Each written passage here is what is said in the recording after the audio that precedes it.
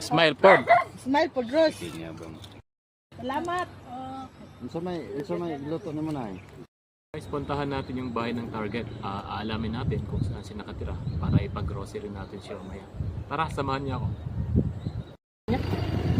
Dinaanan namin yung target at babalikan namin mamaya.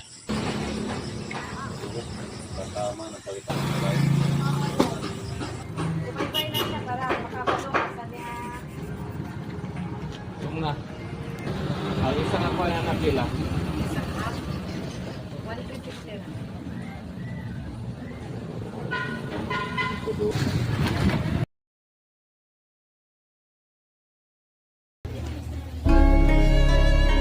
Pag walang ulam ito ang ulam. Hindi kasing ketchup yun.